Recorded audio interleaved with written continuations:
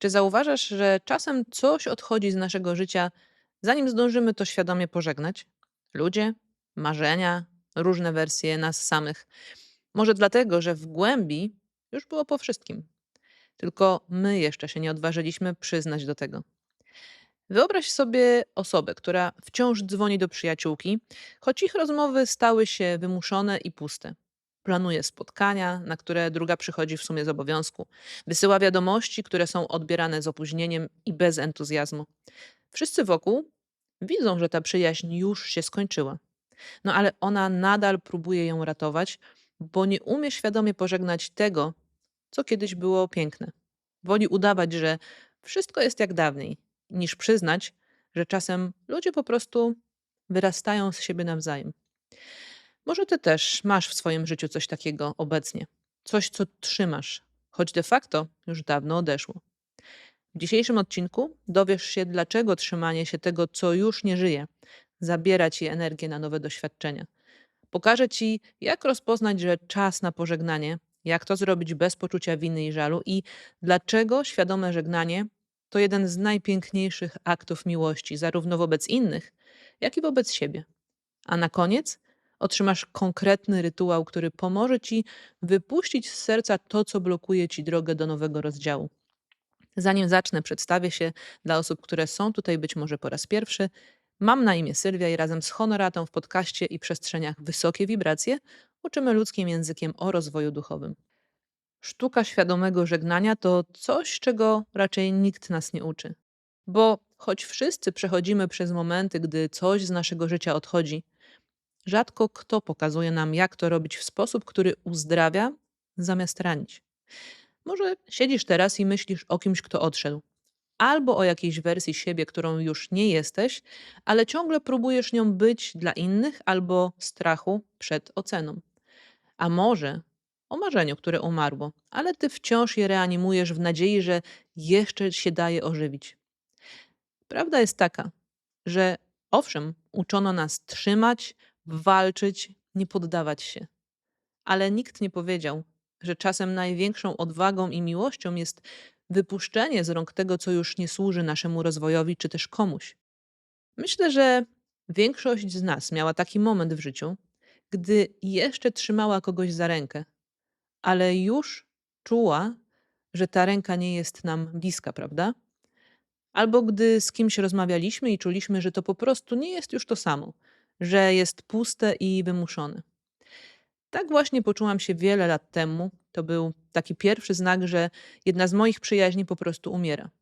Siedziałam naprzeciwko Magdy, w tej samej kawiarni, gdzie spędzałyśmy dosłownie setki godzin przez ostatnie lata. Ona mówiła o swoich perypetiach życiowych, kolejnym nieudanym związku, pracy, której nie lubi, a ja słuchałam. Niby wszystko było jak dawniej, ale coś między nami pękło. Jakby niewidzialna nić, która łączyła nasze serca, została przecięta. Nie było żadnego dramatu, krzyku czy wielkiej kłótni. Po prostu byłyśmy już innymi dziewczynami niż te, które się zaprzyjaźniły. Przynajmniej ja byłam.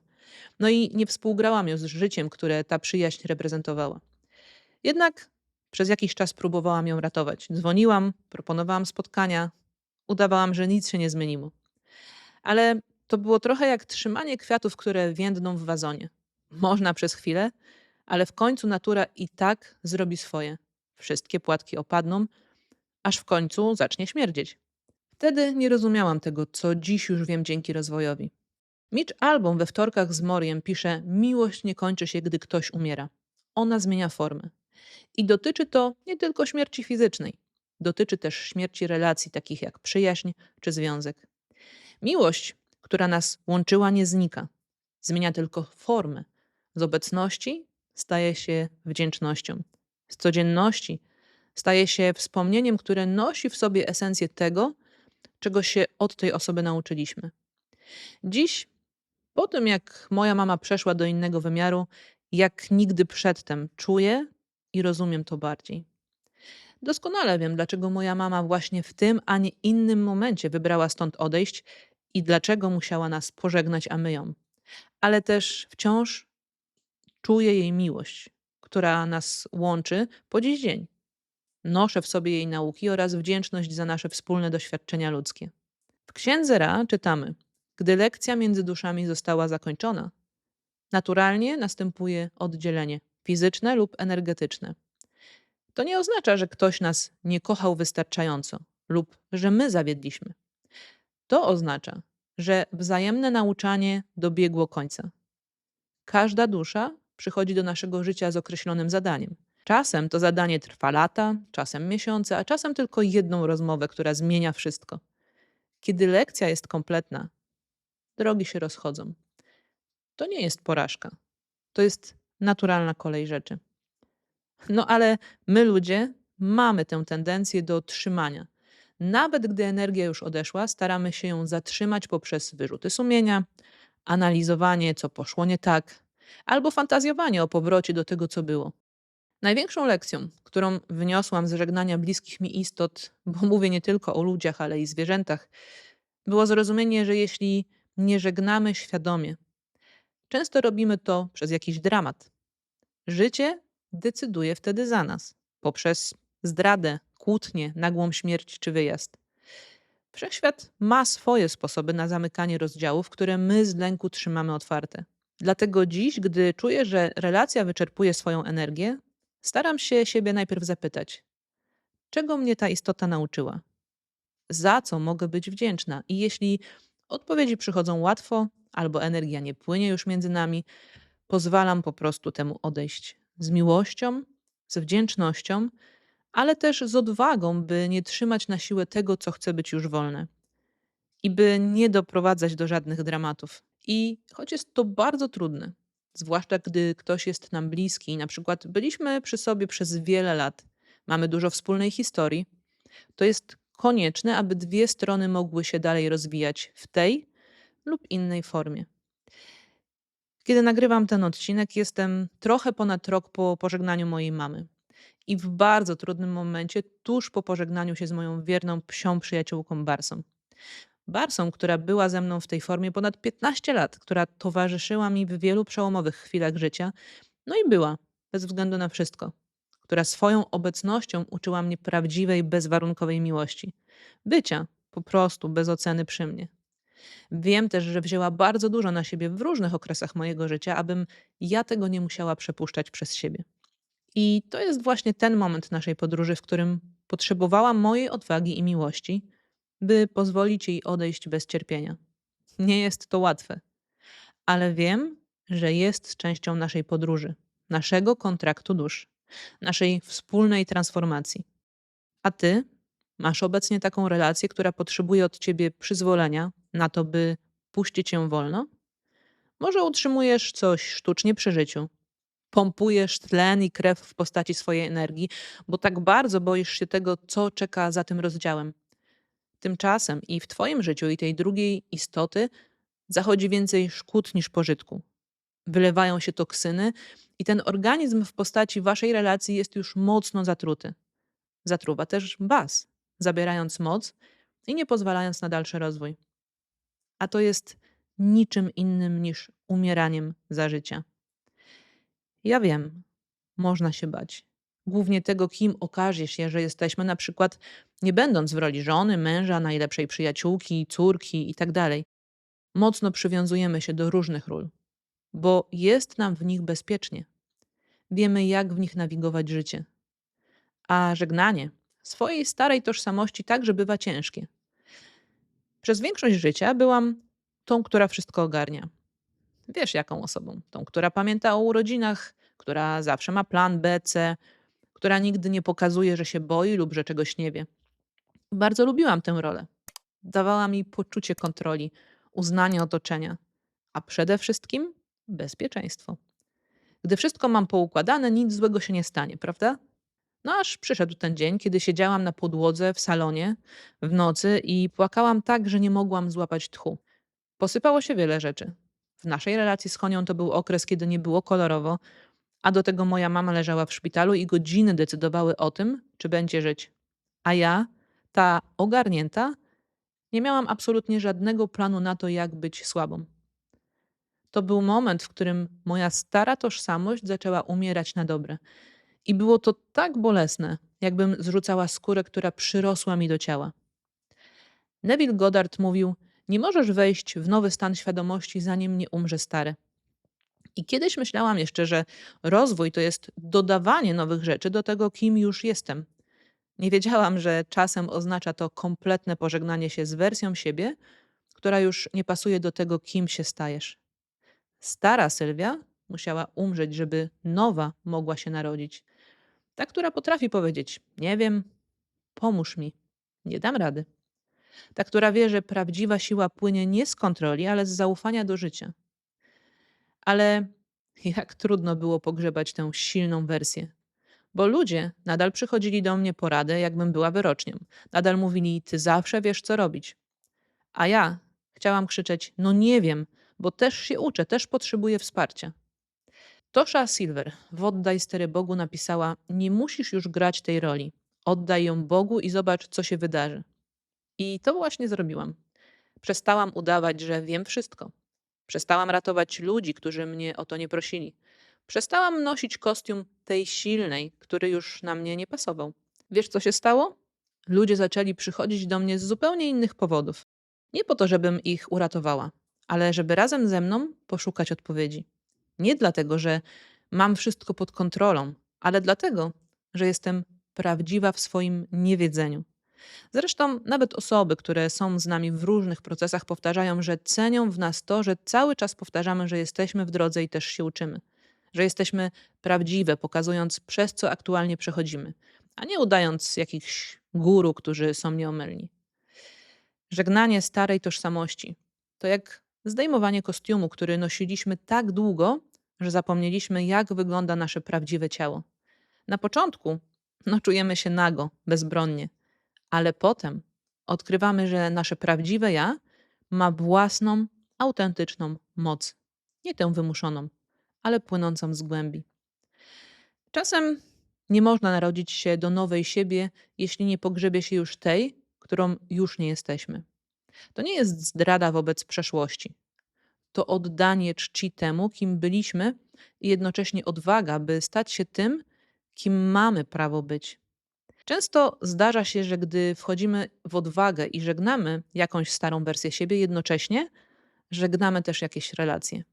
Tak jak w przypadku mnie i mojej przyjaciółki, o której wspominałam. Nie zawsze jednak żegnamy je na zawsze, bo przecież każdy ma swoją ścieżkę rozwoju. I już parokrotnie zdarzyło się, że jacyś ludzie wracali do mojego życia. Działo się to najczęściej wtedy, gdy obydwie strony miały odwagę pożegnać jakieś stare wersje siebie i gdy znowu byliśmy dla siebie katalizatorami do rozwoju. Dlatego nie bój się takich pożegnań. Pozwól przychodzić i odchodzić, zarówno różnym swoim wersjom, jak i wersjom innych. Patrząc na to, jaka płynie z tego dla ciebie nauka i pamiętając o tym, że każda wersja, którą na dany moment jesteś, jest odpowiednia. Cześć, tu Honia.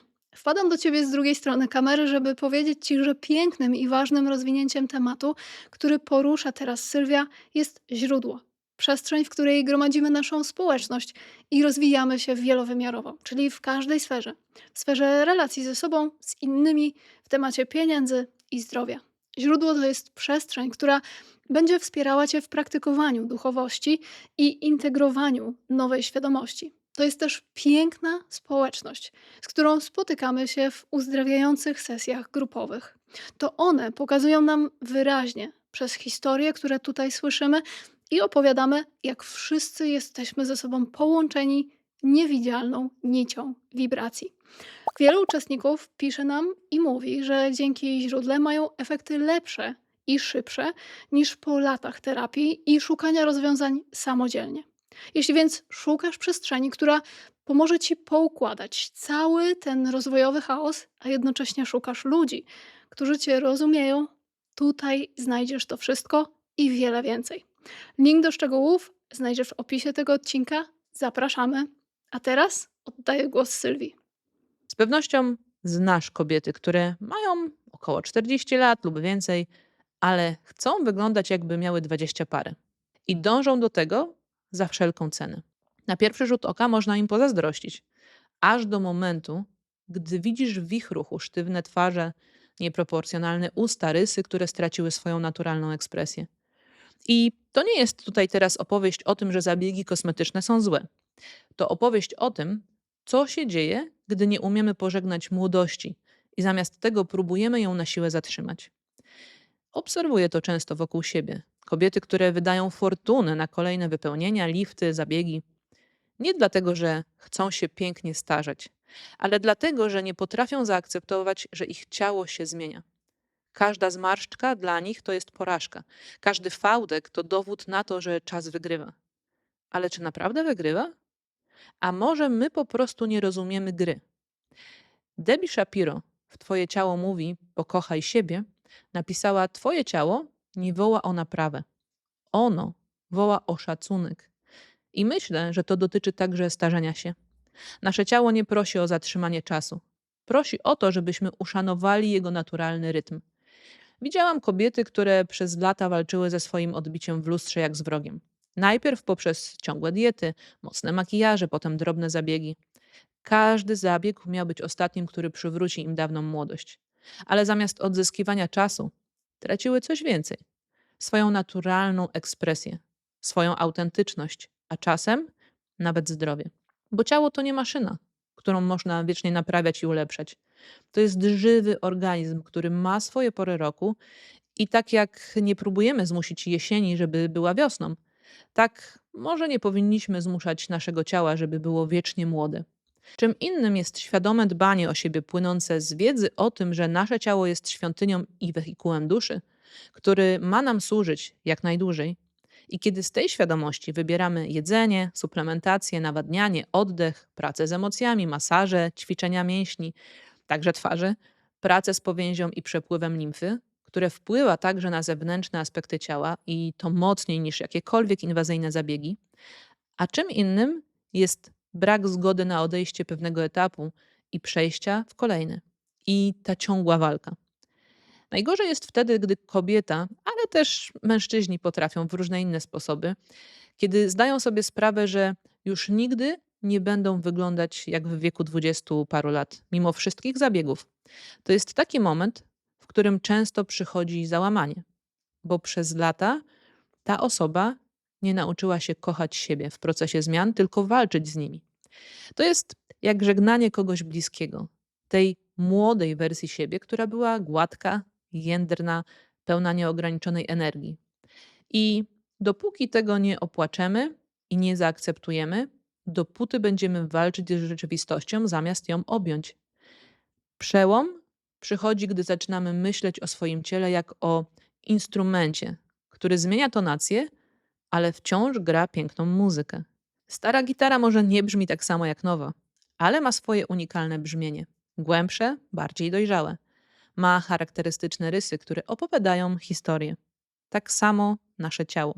Ma swoje zmarszczki, zmiany, zmęczenia, ale ma też mądrość, której młode ciało nie miało. Wie, czego potrzebuje. Wie, kiedy odpocząć, kiedy zwolnić, kiedy poprosić o pomoc. Jeśli ciało jest świątynią, musimy nauczyć się kochać je w każdej porze roku, nie tylko wiosną. Zimowe ciało też ma swoją świętość. Ma prawo do bycia mniej elastycznym, bardziej wymagającym, potrzebującym więcej czasu na regenerację. Prawdziwa troska o ciało to nie desperacka walka ze starzeniem. To świadome dbanie o zdrowie, ruch, odżywianie, ale z miejsca miłości, a nie lęku. To pozwolenie sobie na naturalny proces, w którym każdy etap ma swoją wartość i piękno. Ciało często jest przewodnikiem.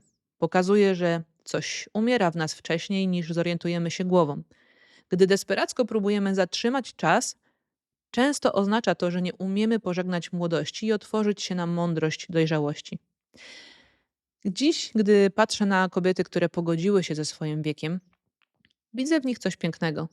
Autentyczność, spokój, pewność siebie, która nie zależy od zewnętrznego wyglądu.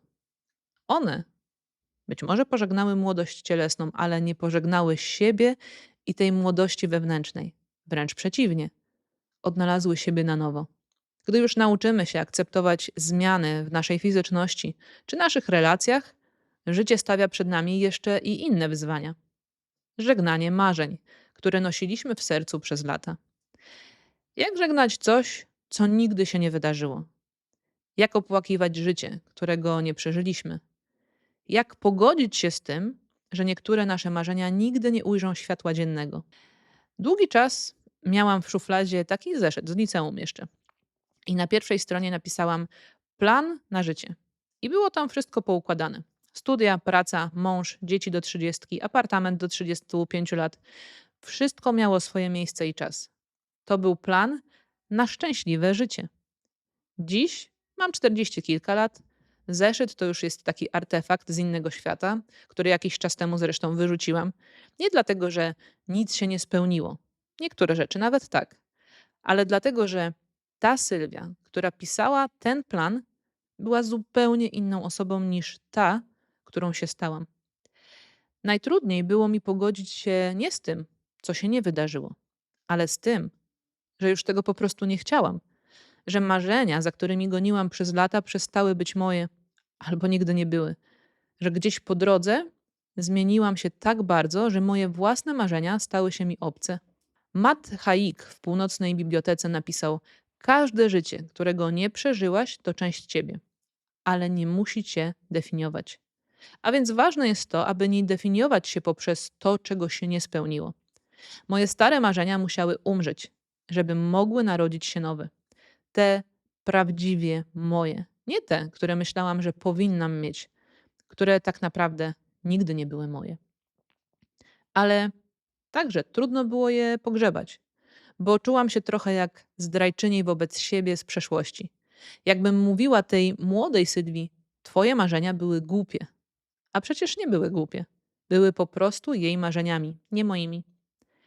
Przełom przyszedł, gdy zrozumiałam, że żegnanie marzeń to nie jest odrzucanie nadziei. To rozróżnienie między tym, co mnie kiedyś inspirowało, a tym, co inspiruje mnie teraz. To danie sobie prawa do zmiany, do bycia inną osobą niż ta, która planowała. Żegnamy nie tylko ludzi, ale i warianty, które się nie wydarzyły.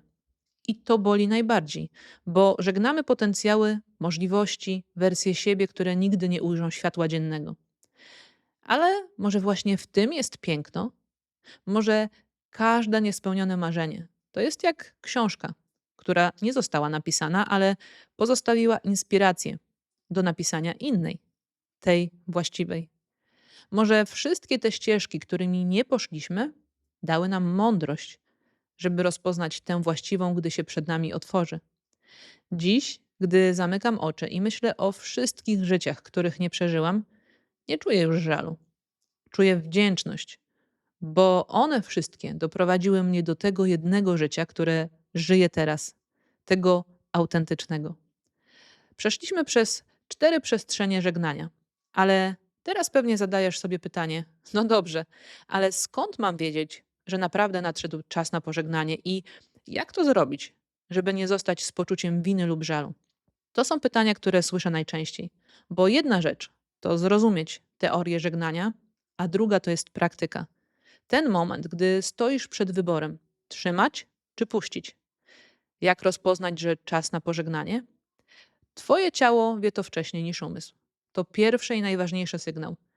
Gdy myślisz o tej osobie, sytuacji, wersji siebie czy marzeniu, co czujesz w ciele? Ciężar czy lekkość?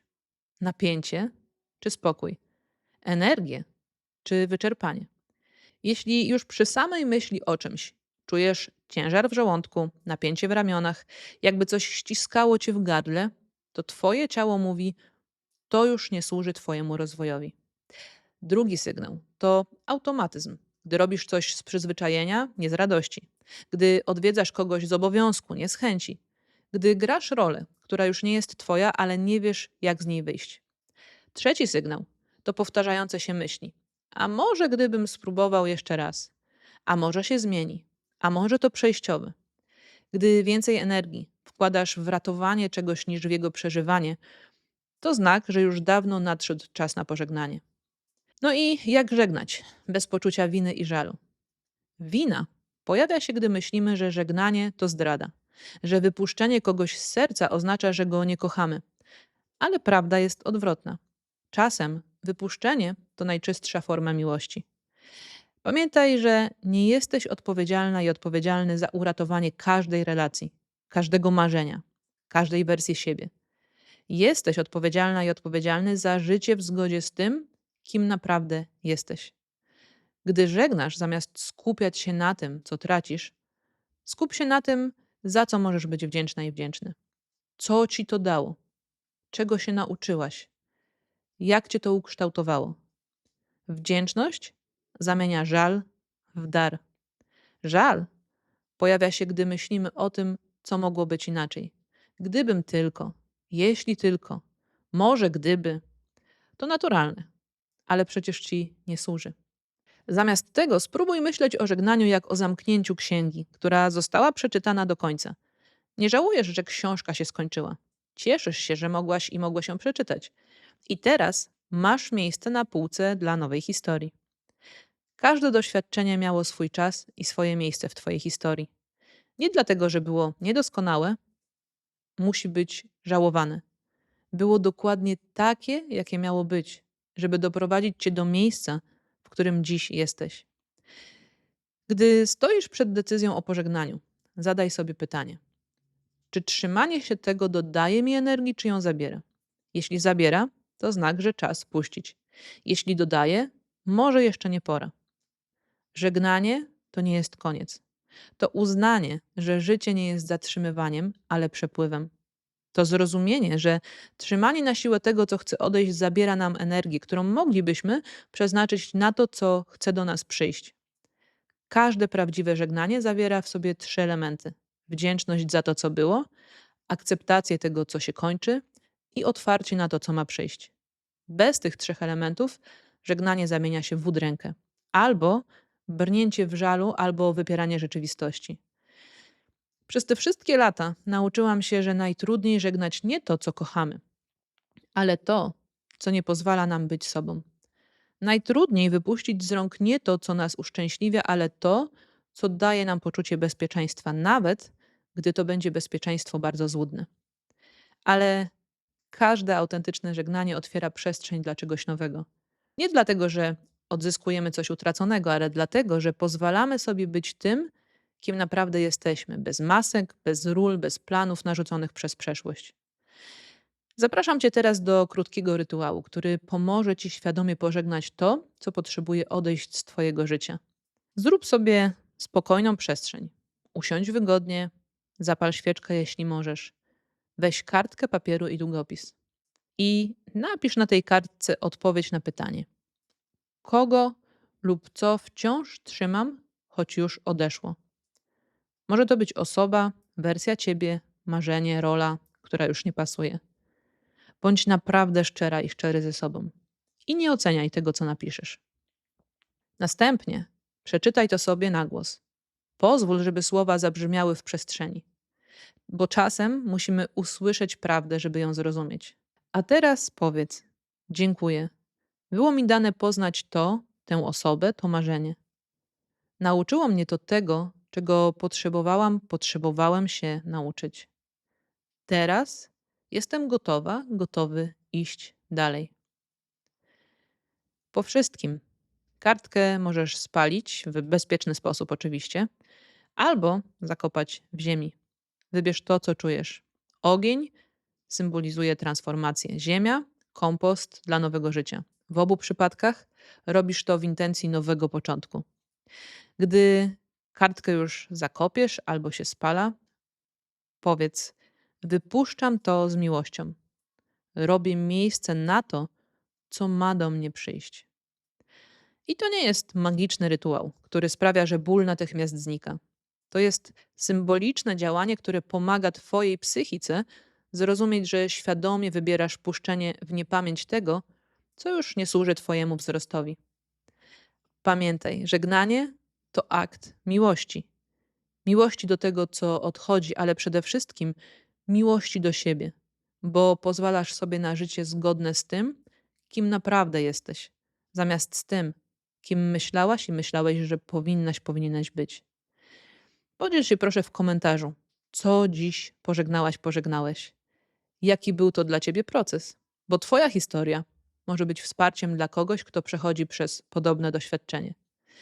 Wiesz, myślę, że dobrym uzupełnieniem tego odcinka będzie ten o odpuszczaniu.